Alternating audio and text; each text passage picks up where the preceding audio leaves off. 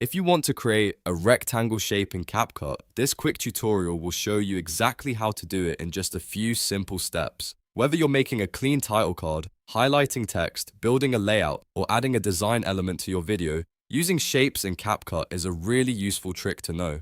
And if this tutorial helps you out, make sure to hit the like button and subscribe for more easy CapCut editing guides. Alright, let's jump straight into it. First, open your project in CapCut and look at the top toolbar. From there, click on Stickers. This is where CapCut keeps a lot of its extra visual elements, including shapes that you can add to your edit. Once the Stickers panel opens, look over to the sidebar and click on Shapes. This will bring up the available shape options inside CapCut.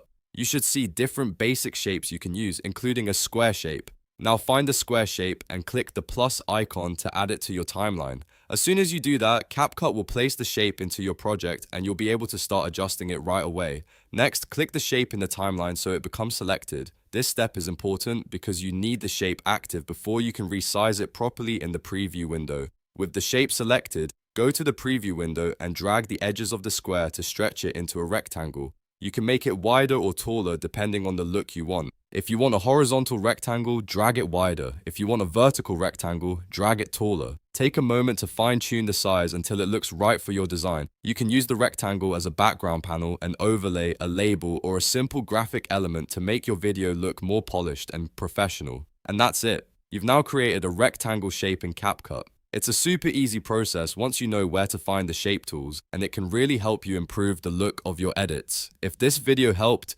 please leave a like, subscribe to the channel, and turn on notifications so you don't miss the next CapCut tutorial. Thanks for watching, and I'll see you in the next one.